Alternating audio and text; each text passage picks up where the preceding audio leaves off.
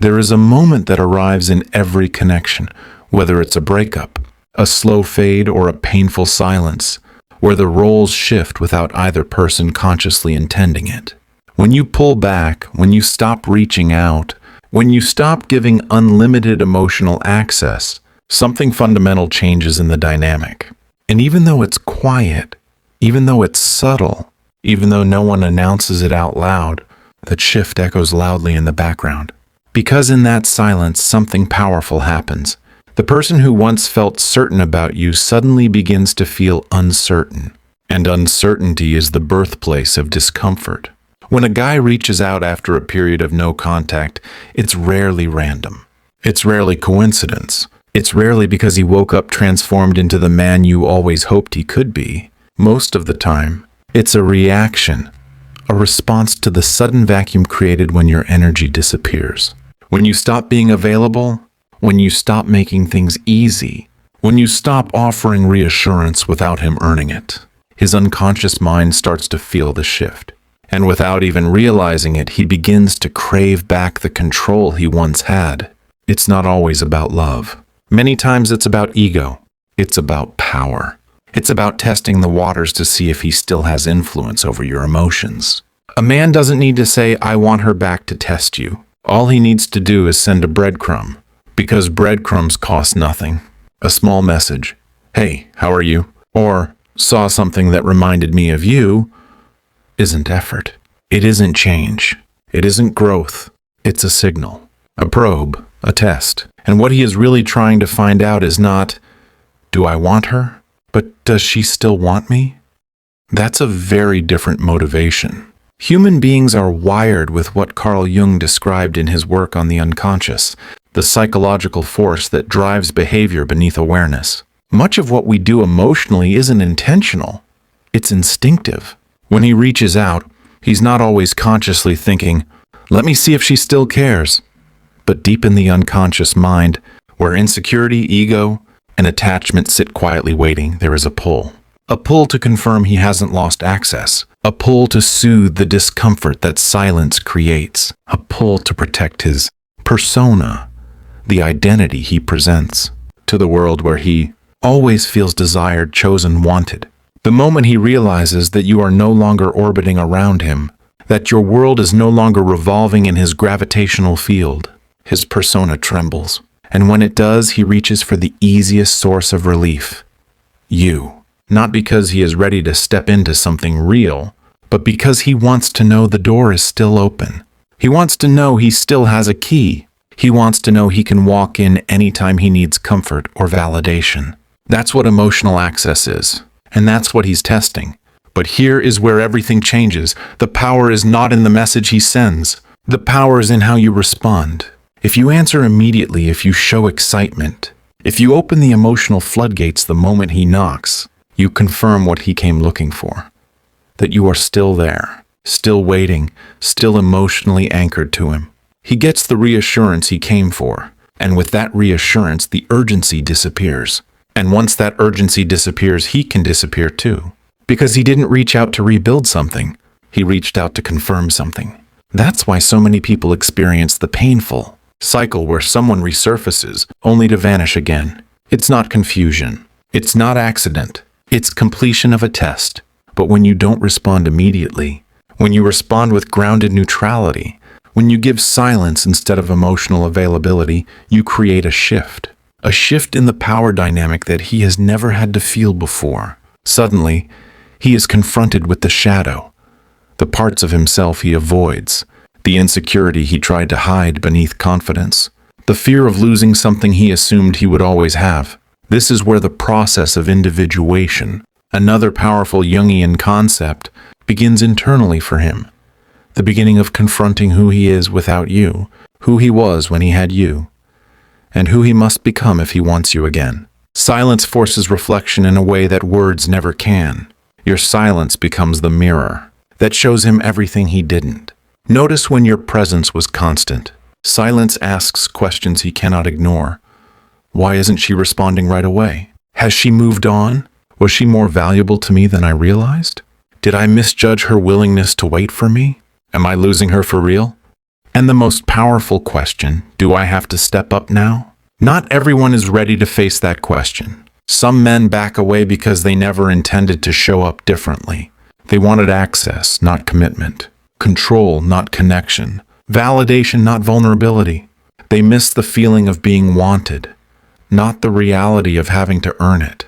And that's the difference between someone who tests you and someone who chooses you. A man who truly wants to come back doesn't send a lazy, "Hey," he doesn't breadcrumb. He doesn't test to see if you'll break first. He steps forward with clarity, accountability, and effort. He speaks directly instead of indirectly. He leads instead of hinting. He acts instead of provoking you to act. So hear this clearly.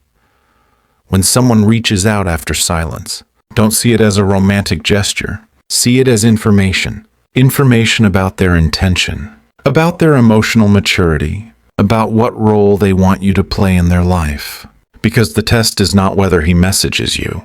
The test is whether he shows up with substance, and your power is not in how you react emotionally. Your power is in how you choose to respond strategically. Silence is not a weapon. Silence is a boundary. Silence is where you reclaim control. And when you hold that silence, when you stay grounded, when you refuse to trade your peace for momentary validation, you force the truth to reveal itself, who he really is, what he really wants, and whether he is capable of becoming the man who deserves access to you again. The silence you hold becomes a conversation all by itself. And ironically, it's a conversation far louder than anything you could say, because silence removes illusion. Words can soften truth, excuse behavior, disguise patterns, but silence exposes everything. Silence is clarity. And when he reaches out after no contact, that message is not the real point of information. Your response is. Your response shows him whether the dynamic is the same or whether the game has changed. It tells him whether he still has easy access or whether access now comes with standards, boundaries, and self-respect. And that realization can be jarring, especially for someone who once felt secure in the idea that you would always be there. Before silence, he may have felt comfortable. Before silence, he may have felt he could take his time. Before silence, he may have believed that your heart would wait indefinitely. But when the silence stretches and you no longer reach out, no longer check in, no longer give unlimited emotional availability, he feels a shift in the atmosphere. Something that once felt certain is now unknown. And the unknown is uncomfortable, even frightening, because it forces him to confront the possibility that he is not as important as he thought he was. That's when people start reaching for the illusion of control. Not control over you, control over their emotional comfort. They don't want to face the consequences of distance. They don't want to sit with the discomfort of losing access.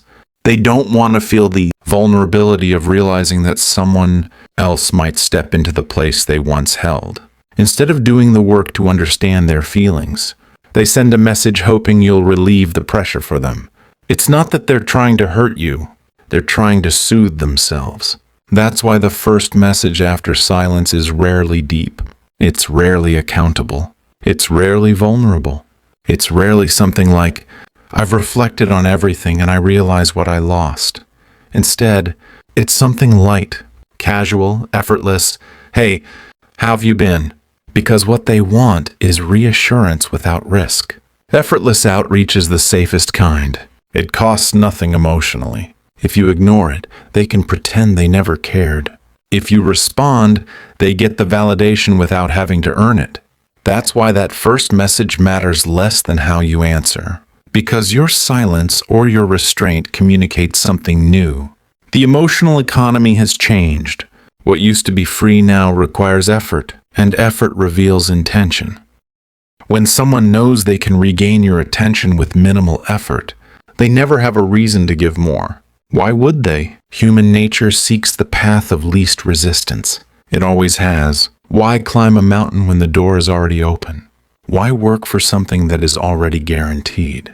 But when the door is closed, when the path is steep, when access requires growth, that's when you see someone's true capacity. That's when you discover whether their interest runs deeper than curiosity or convenience. Because here's the truth no one wants to say out loud.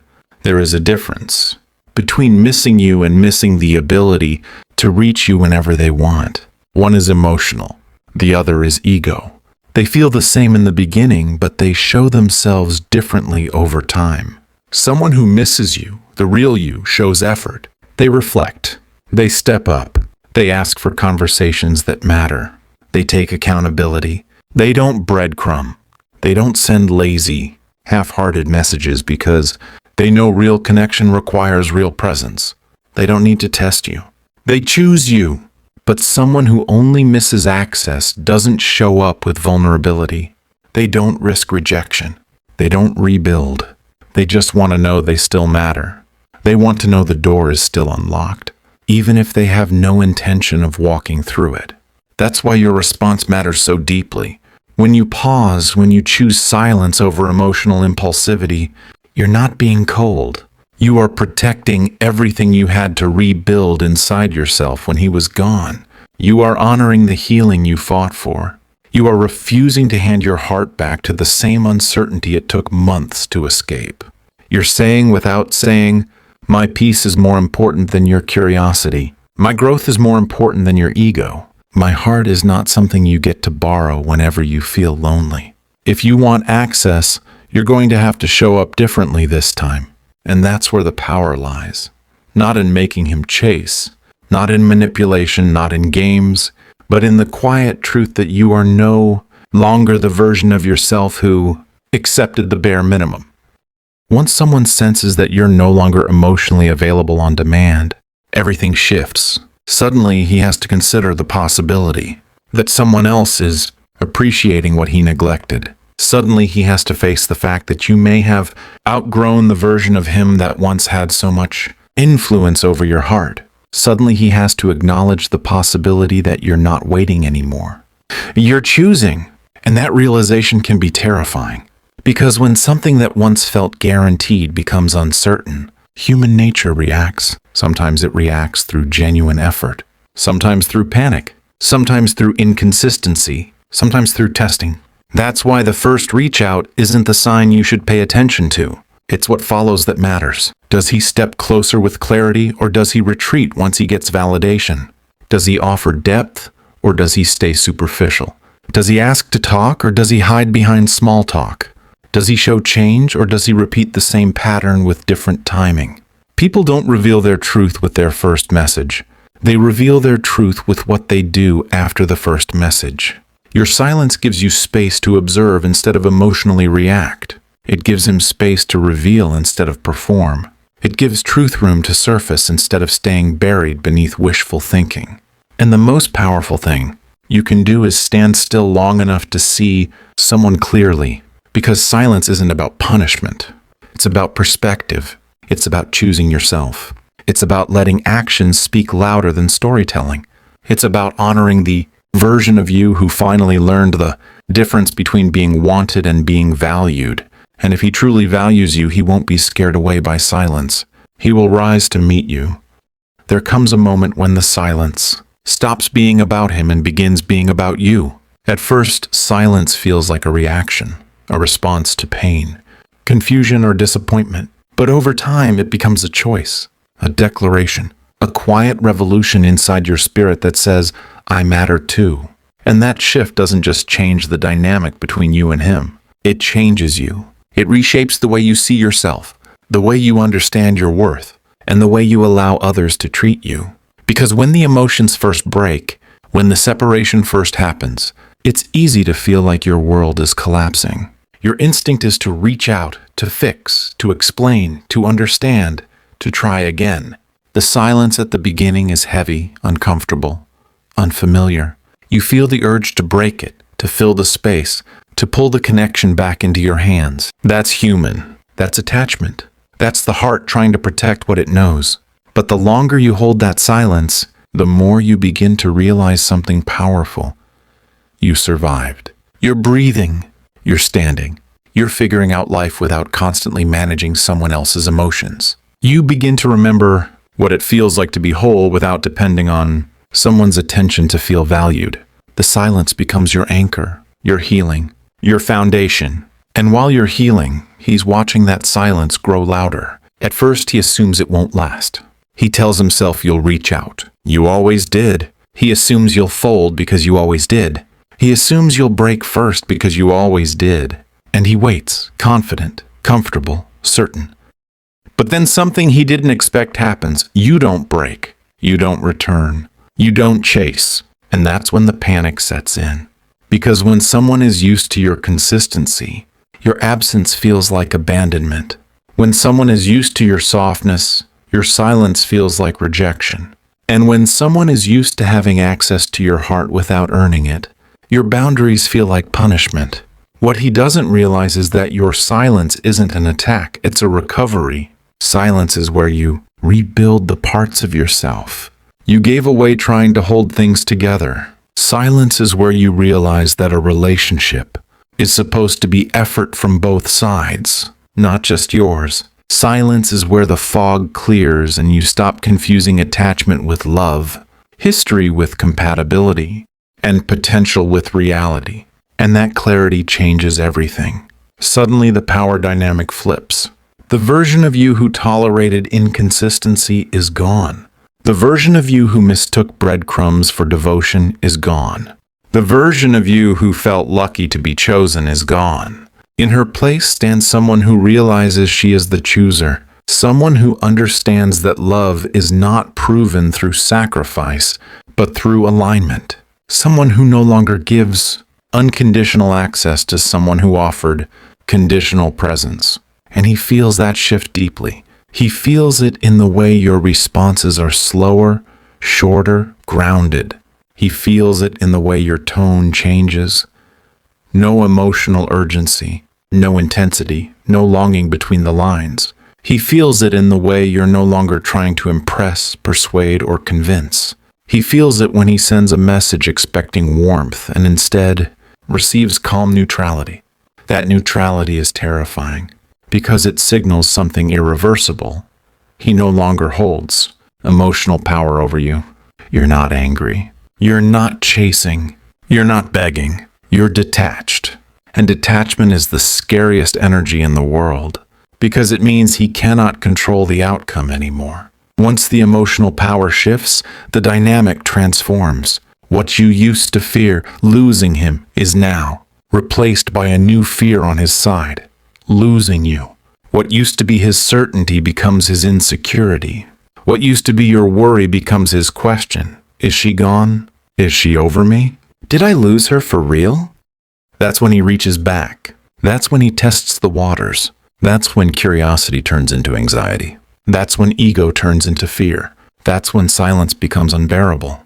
But here's the truth most people never understand until they're living it. The real test isn't whether he reaches out. The real test is what he does after he realizes you won't respond the way you used to. If he disappears again once he gets a response, he wasn't coming back. He was checking in. If he gets defensive or irritated by your boundaries, he wasn't trying to reconnect. He was trying to regain control. If he tries to pull you back without offering anything different, he wasn't missing you. He was missing validation. But if he steps up, truly steps up, you will know. Not because he says the right words, but because he shows the right actions. Suddenly he doesn't send vague messages. He sends clear intentions. Suddenly he doesn't hide behind jokes. He opens up with honesty. Suddenly he doesn't breadcrumb. He pursues. Slowly, consistently, intentionally. Men don't change for someone who waits for them. They change for someone they're afraid to lose. That fear only exists when you stop giving unlimited emotional access. It exists when you stop being the fallback plan. It exists when you stop being the emotional safety net. It exists when you choose yourself. Because your silence forces him into a crossroads he can no longer avoid. Will he step up and become the man you need? Or will he retreat because he never planned to? Either way, silence reveals the truth. And sometimes the truth you find in silence is not about him. It's about you. You realize you didn't lose him. You released him. You stopped trying to make someone stay who wasn't choosing to. You stopped holding the door open for someone who let it slam behind them. You stopped confusing emotional intensity with emotional safety. You stopped giving someone the power to define your worth. You stopped needing him. and started needing yourself. And when you become whole, when you become grounded, when you become someone who isn't afraid to walk away, you change the way you love. You love from strength, not fear. You love with boundaries, not desperation. You love with clarity, not chaos. And suddenly the silence isn't uncomfortable anymore. It's peaceful. It's not emptiness, it's space. It's not waiting, it's choosing. It's not loss, it's alignment. And the irony is this. It's often in the moment he realizes he can't reach you the way he used to, that he finally sees who you truly were all along. What's unfolding now isn't just a shift between you and him. It's a transformation inside you that changes everything about the way you move through relationships. Because once you've experienced yourself outside of the emotional loop you were trapped in, you start to see clearly what you could never see while you were consumed by caring too much. You realize how much peace you gain when you stop trying to control outcomes that were never yours to control. You realize how much strength you have when you stop handing your emotional power to someone who doesn't know what to do with it. You realize that the version of you who stayed, who waited, who tried, wasn't weak, she was hopeful. But the version of you who learned to let go is powerful, and that power changes the way you respond when he reaches back out. It changes the way you interpret his attempts to reconnect. Before, you might have seen that first message as a sign, as hope, as relief. It might have resurrected every emotion you tried to bury. It might have lit up the parts of you still craving closure or wanting answers. But now that message doesn't shake you. It doesn't destabilize you. It doesn't pull you back into old patterns. Instead, it makes you pause. It makes you reflect. It makes you observe. You don't rush to reply because the urgency is gone. You don't attach meaning to every word because you're grounded. You don't assume anything has changed simply because he decided to speak. You allow silence to work for you instead of against you, because you now understand something that once felt impossible to believe. You don't need him to choose you for you to feel valuable. You don't need his attention to feel significant. You don't need his presence to feel whole. And that shift in you is what he feels most intensely. He may not know how to articulate it. He may not consciously understand what changed, but he can feel that you're not emotionally where he left you. He can feel that he doesn't have access to your heart the way he once did. He can feel that something that used to be predictable is now unfamiliar. That unfamiliarity is what makes him lean in deeper, not because he planned to, but because human nature is drawn to what it cannot easily secure. When something is guaranteed, it loses meaning. When something is uncertain, it becomes valuable. When something requires effort, it becomes desirable. Scarcity creates urgency, and your emotional distance becomes a mirror he can't look away from. Suddenly he finds himself replaying memories he once dismissed. He hears your laugh in quiet moments. He remembers the way you listened when no one else did. He thinks about the way your presence made him feel understood in a world where he always felt misunderstood. He realizes the level of effort, patience, loyalty, and emotional warmth you gave, not because you were desperate, but because love is your nature. He begins to see what he refused to appreciate, that not everyone loves deeply. Not everyone gives without keeping score. Not everyone stays when things get uncomfortable. And if he lost someone rare, that's a reality he has to sit with, in silence, alone, without reassurance. And he may try to combat that discomfort with distractions, other people, surface-level attention, busyness, ego. But those things don't fill the void created by the absence of something real. They're noise, temporary relief, bandages on wounds that require soul work. Eventually the noise quiets. Eventually the distractions stop distracting. Eventually the space where you once lived feels painfully empty. That's when he reaches the crossroads. Not the crossroads of decision, but the crossroads of character. Because now he has to choose between two paths. The path of comfort, where he walks away again, pretending it never mattered, hoping time erases the truth. Or the path of courage, where he faces everything he ran from, admits what he feels, and chooses vulnerability over ego. That's why silence is so powerful. It forces truth to reveal itself. If he was only testing you for control, your silence ends the test. He disappears again, proving he never intended to stay. If he genuinely values you, your silence challenges him to step up, not step away. Your silence becomes the filter that separates the temporary from the permanent, the curious from the committed, the immature from the grown. And if he truly wants something real, you will see it in what he does next. He will not rely on ambiguity. He will not breadcrumb. He will not poke at your emotions like a toy he remembers is still in the room. He will move with clarity, because clarity is the language of someone who understands the cost of losing a good person. That's the moment where time and silence finish their work. Because silence didn't just change him, it changed you. You stopped measuring your worth by someone else's ability to choose you. You stopped believing that love must be proven by enduring pain. You stopped thinking that losing someone means you failed. You stopped confusing being needed with being valued. You became someone who knows her own worth without needing external confirmation. Someone who knows that the right person doesn't test your place in their life, they protect it. Someone who knows that love doesn't require begging, or chasing, or sacrificing yourself in the process. Someone who knows that silence isn't emptiness, it's proof of self-respect. And once you reach that place, everything changes. Not just how you see him, but how you see love. You realize that the right love doesn't make you anxious. It makes you peaceful. The right love doesn't confuse you, it clarifies you. The right love doesn't shrink you, it expands you. The right love doesn't drain you, it nourishes you.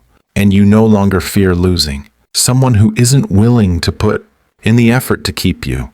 Because you now understand that losing someone like you is the real loss, not the other way around. So if he reaches out, if he knocks on the door he once walked away from, the question is no longer, does he still want me? The real question becomes, does he deserve another version of me? And that question is powerful, because for the first time the answer belongs to you, not him. There comes a point in every journey of healing where the silence turns into understanding, where the space that once felt empty becomes sacred, where the absence that once ached becomes the very thing that sets you free. Because silence isn't just the lack of words, it's the presence of truth. And sitting in that truth, even when it hurts, transforms you.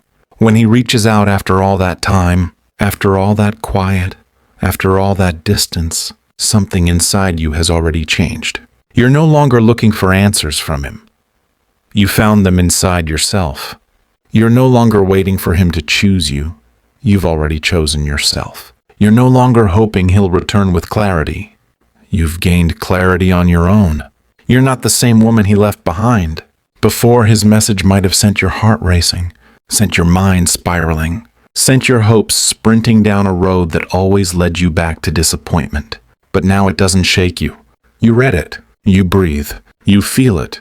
But you don't collapse beneath it. You don't abandon yourself to chase the possibility of him. You don't let your imagination outrun reality. You stay grounded, because now you understand something essential. Love isn't proven by who returns. Love is proven by who remains, who shows up, who grows, who chooses you again and again without needing to lose you first. And that's why his return doesn't define your value anymore. It reveals he's not coming back to save you. You already saved yourself. He's not coming back to complete you. You completed yourself. He's not coming back to make you whole.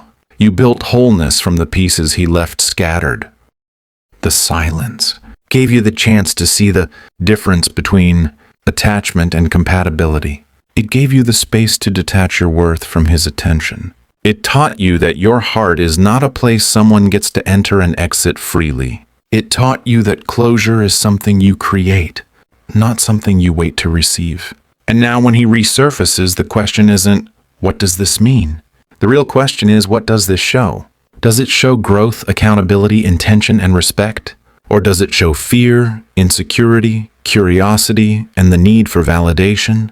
Because anyone can say they miss you. Not everyone can say, I'm sorry. I understand. I'm ready to do the work. Anyone can send a message. Not everyone can take accountability. Anyone can test the waters. Not everyone can jump in with both feet. Anyone can want access. Not everyone can offer commitment. You've learned to read the difference. So when his message arrives, you don't rush to respond. You don't spill your heart into a conversation that has not proven it deserves depth. You don't hand your emotion to someone who hasn't shown they can protect it. You don't soften the silence just because he's uncomfortable inside it. You let him feel what you felt. Uncertainty. You let him sit in what you sat in, the not knowing, because now you understand that silence is not cruelty. Silence is balance. Silence is where you finally stopped overgiving and let the universe speak. Silence is what reveals whether someone was connected to you emotionally or merely addicted to your energy.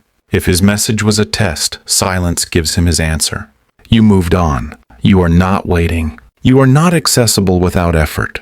If his message was genuine, silence challenges him to prove it, to try harder, to speak clearly, to step into vulnerability instead of observing from safety. The beauty of this moment is that you're no longer afraid of what happens next. You're not afraid of losing him because you found yourself. You're not afraid of the unknown because you've already survived uncertainty. You're not afraid of being alone because solitude no longer feels like punishment. It feels like peace. And when you're not afraid, nothing controls you. That is why silence becomes your strength. Not because it punishes him, but because it protects you. He may say he misses you, but does he act like it? He may say he wants to talk, but does he make space for real conversations? He may say he cares, but does he show up consistently? Words are cheap. Effort is expensive. Consistency is priceless. And now your heart only accepts what is priceless. So if he comes back differently, if he comes back with clarity, with accountability, with humility, with respect, with consistency, then and only then does the door open a small amount. Not because you need him, but because you choose to see if something real can exist. If he knocks with the same energy he left with, silence remains your answer. The door stays closed, because now you understand that sometimes letting go isn't losing something. Sometimes it's saving yourself from staying somewhere you outgrew.